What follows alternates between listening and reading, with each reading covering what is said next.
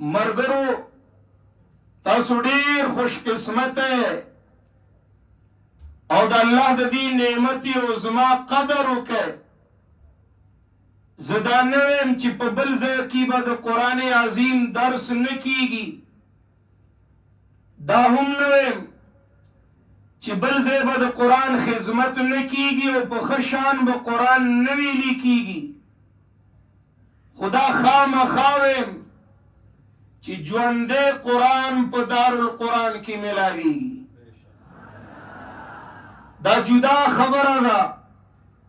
تفسیری نقاط د مفسرینو حوالی د تفاسیر و عبارتونه د آیتونو توجیحات روابط شان نزول تحقیق د مسائلو دلائل علمی بحثونه دا به په نورو درسونو کې ملاویږي، لیکن ژوندی قرآن انقلابی قرآن هغه به په دارالقرآن پنجپیر کې وینه.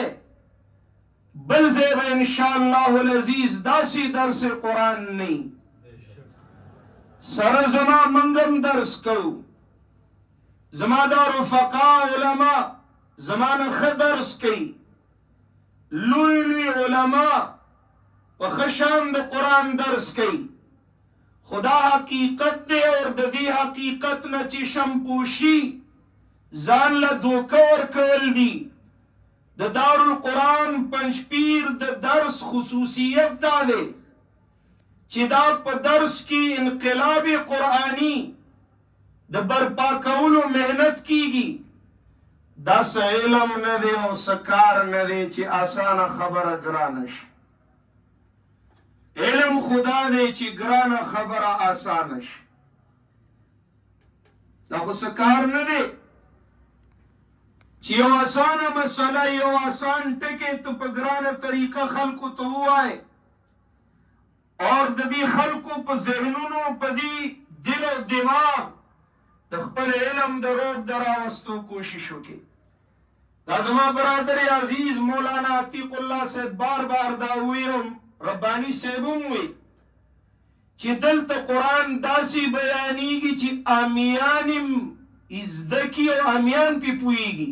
د دې دا معنا نه ده چې دلته علمي ابحاث نه، دلته د قرآن کریم لطائف نه، نقاط نه، گرانی گرانی مسئلې گرانی گرانی خبرې داسې په آسانه طریقه حل شي چې عالم له په خپل ځای فایده، طالب له په خپل ځای خیر، امی له په خپل ځای خیر او فایده، څوک محرومه نه پاتې کیږي. اور دا اصل روح د قرآن دی، دا اصل روح د قرآن دی. دا ژوندی قرآن دی چې یو شریک درس د قرآن د خیر نه محروم نشي.